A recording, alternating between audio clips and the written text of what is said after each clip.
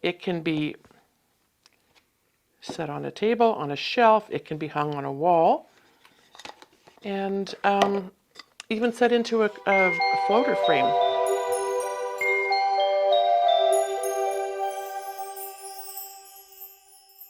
I'd like to thank the Process Art Discovery audience for joining us here today. I'm Lynda Norman. I'm a watercolor artist here in British Columbia, and today we're talking about what inspires us.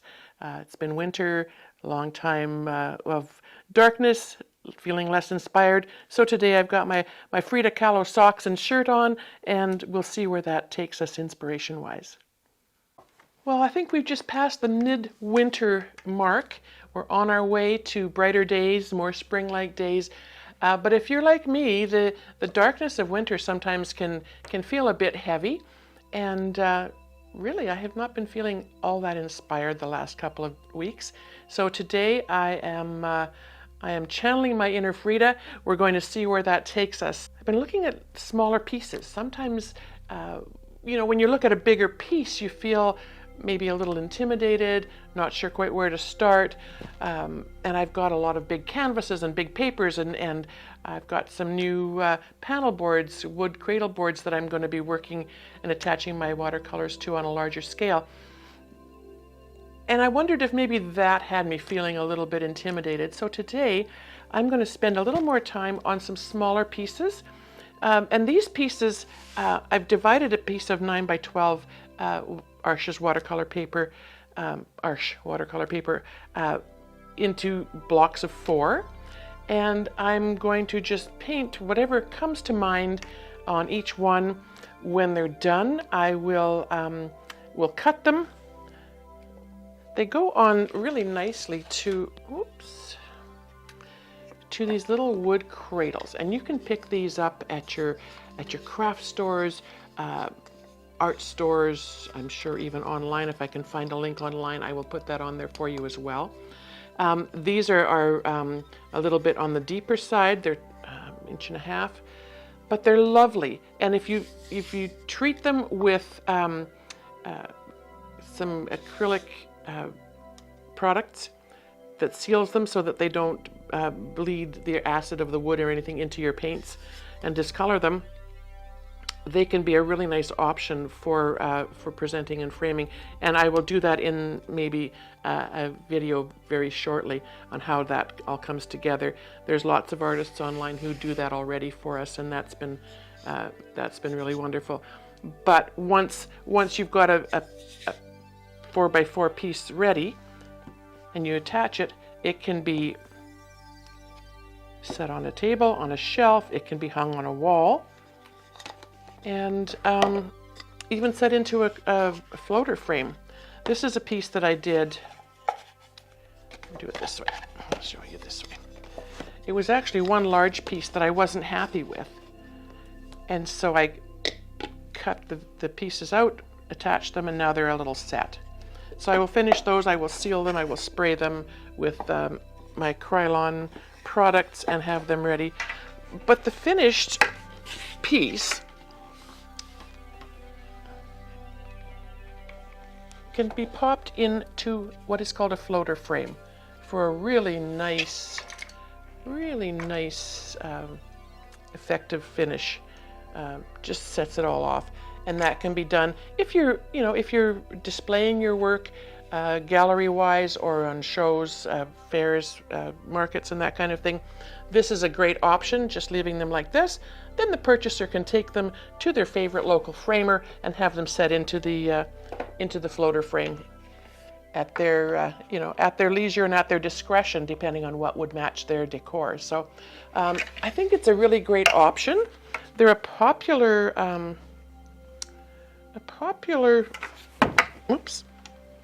style of painting.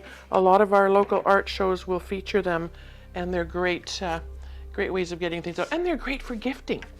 A small little piece gives the person that you're gifting to a special piece of your art, your creativity. They can set it on a shelf in a corner or hang it on a wall. Just a really fun way to do that. But getting back to actually creating the art, it's nice sometimes to go on the smaller level. It's a little piece. If I don't like it, I can just cut that piece off and discard it and use it for a bookmark or something else at a later date. So we'll start with wetting our palettes. Here I've got my Studio Online, Watercolor Online Studio Eco palette. This one has 12 wells with my preferred color palette. This one is the 12 well Eco palette that has the preferred colors of Michael Soloviev, who's an amazing Canadian watercolor artist. If you ever get a chance to sit in on any of his live demos, which he does, or workshops all over the world, do yourself a favor and check those out. They're absolutely amazing. So I'm going to wake up those paints. I use Daniel Smith paints, as you most likely already know. They are formulated with gum arabic, which keeps them vibrant and long-lasting. Some of these colors have been in my palette for a long time. Well, not these particular palettes, because I've only had these for about a year, but I have other palettes that I use that paints have been there for a long time. A simple re-wetting brings them back up, wakens them, lets them become, I don't know. I just love that they're loose and they're ready to go. I see an awful lot of artists who take a lot of time scrubbing away at their palette, trying to load their brush from paint that isn't quite awake, and that to me feels like it's just hard on the brush. My brushes are very special to me. I tend to baby them and try to look after them as best I can. So any extra scrubbing is not ideal as far as I'm concerned. Everybody's different. Right, so I have a couple of different things. I've got a loose abstract-y kind of floral, a little bit of birch trees, which, as you probably already know too, are my favorite things to do, and a little loose landscape here with maybe a bit of a bank with some snowy white showing through. I love the white of the paper. I love how that can come through if you just allow it. When you're painting, especially painting wet on wet, when you're applying your water to your page, if you leave some areas dry, your pigment won't flow into that area, and that will give you that whiteness. And you can always go in if it's too much white, and you can add your pigment to those areas, or pull in the color into the white areas if you feel that it's a bit too stark and a bit too white. I've had a lot of people commenting, and I so appreciate it, about some videos I did in the past of the vignette technique. And so I'm going to do, I think, just a little one of those right here, and we'll just give it a bit of spatter. The vignette is a beautiful, intuitive way to paint. So a bit of spatter on the page. This is a simple spray bottle. I picked this one up, I believe, at our local dollar store, and it has an adjustable nozzle on it, so I can change this to either shoot out directly or become a fine spray. I've sort of got it just past the fine spray, so that when I press the nozzle gently, the water just kind of falls out and lands on the page. And that gives me these beautiful droplets. And because my paints are vibrant, juicy, ready to go, I will use them at a fairly thick level, I think. I'm not going to worry much about keeping a very wet brush. If I do that, the water in my brush will add to the water that I'm touching on the page, and it will become too diluted. So I want to be fairly thick with the paint, and I'm going to go in, I'm going to try something different today, because I have this beautiful indigo here. I'm going to try that and see where we go, how that works with using the indigo, because it is such a beautiful, beautiful color. And the way I love to make my trees is just to touch into those water droplets.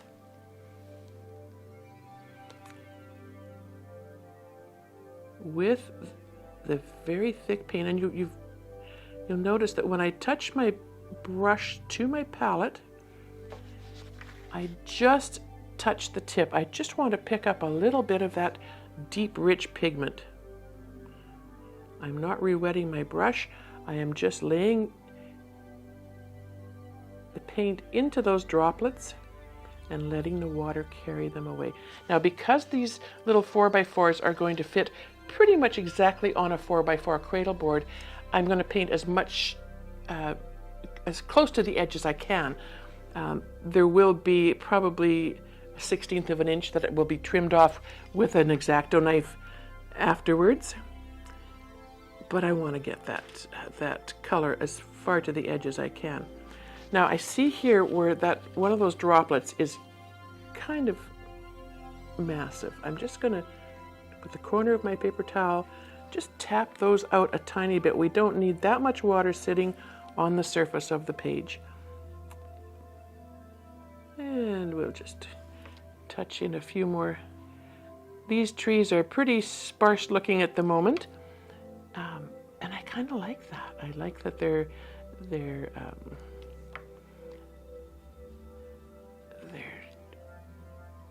looking a little wintry, a little lonely out there, I think.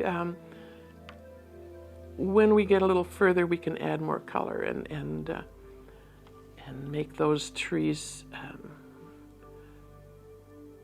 a little more part of a forest, a part of a family, make them feel a little warmer perhaps. And I love that these Daniel Smith paints they love the water. The relationship with the water is absolutely fabulous.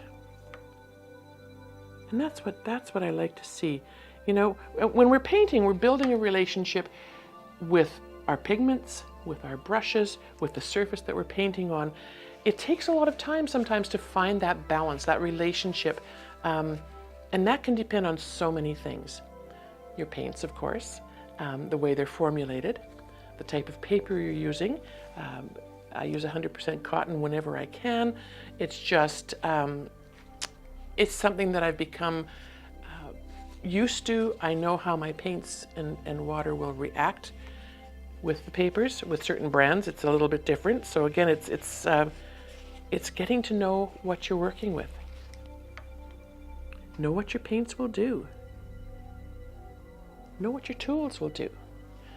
This is my absolute favorite brush in the world. It's a Levinson synthetic goat hair blend, 1.5 inch bristle. Comes to a precise point. This is, I've mentioned this so many times, I just can't tell you enough about it. It's something I use every single day in my studio, and it's still as beautiful as the day it arrived. There are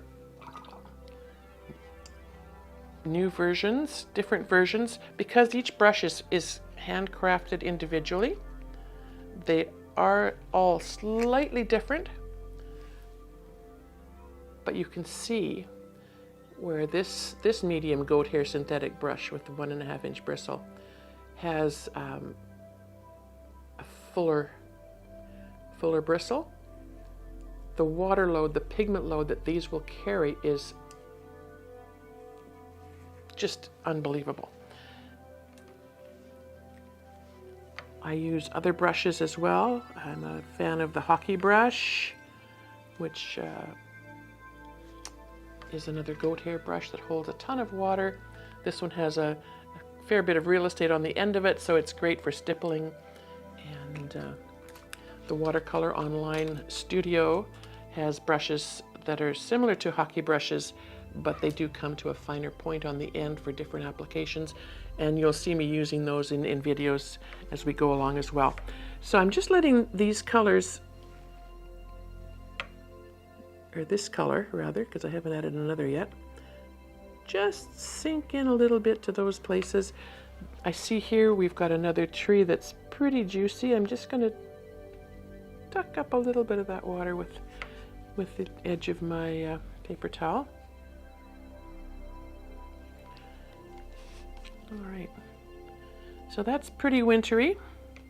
I'm going to use the side of my brush now, and I'm going to dry it and go back into the indigo, and I'm just going to use the side of the brush on the dry page, and that gives that scuffled surface look. If I add more paint, more pigment, I can bring out some lines, and perhaps this area here will be a little rocky shoreline. Where I'm leaving the white of the paper makes it look a little bit on the snowy side, makes it even more wintry. With the vignette, you can easily leave it at one color. Beautifully simple. This one, I think what I would like to do is just add another color just for fun and to make it pop. And because, as most of you will know, I love my quinacridone gold, I'm just going to dip my brush into the gold and apply it a little bit here and there. The quinacridone gold is such an amazing color, and some of you have mentioned that the formulation has changed, and it has. The original quinacridone is no longer available, but there have been great efforts made to make the current products as equally as gorgeous and luscious. So I don't think you'll have any trouble finding a quinacridone gold. The Daniel Smith is consistently beautiful. And I'm just going to touch that into the bottoms, and perhaps a little bit up here, and maybe a little here. When it mixes with the blue, it will give you beautiful shades of green.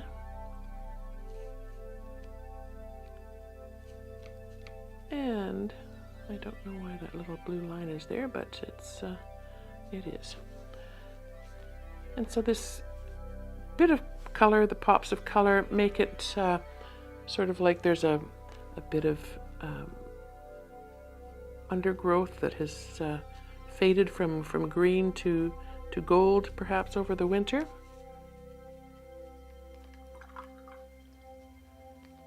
And the only other thing that I might consider with something like this is to find an iridescent color, perhaps, and just smooth it over the blue area, just to give it a bit of sparkle. But for all intents and purposes, I think that one would be pretty close to finished. There's always things you can do. Straighten an edge a tiny bit, lift a bit of color out. I like to use a straight flat brush, something with a bit of a firmer bristle on it, and that just helps you to pull and shape some of the areas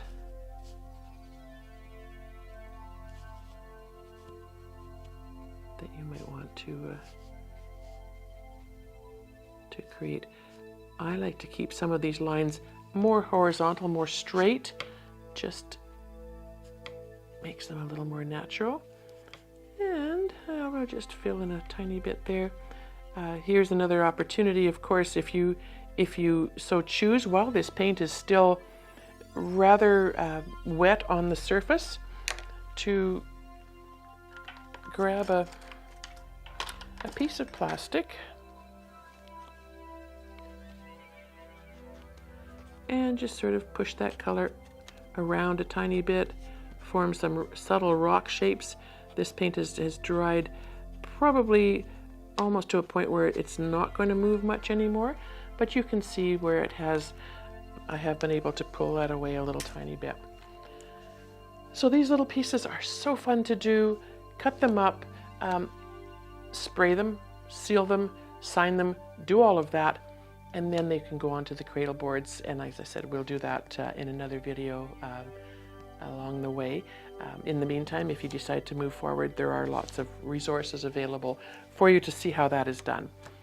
But I feel like I've applied a bit of paint. I feel like I'm ready to move on to a bigger project now. Just sitting in front of my paints and my beautiful brushes and my papers fills me with ideas. I'm never short of ideas. Sometimes it's the energy and the motivation to get them going. So if you've got ideas, send them along. I'd like to thank the Process Art Discovery audience for joining me today. If you like what you've seen, subscribe to their channel. By doing that, you help the algorithms. You help them understand what you're looking at, what you're needing, what you're seeing. You can comment, you can stay connected. Things will be more relevant to what you're looking for. While you're there, you can also visit their members area.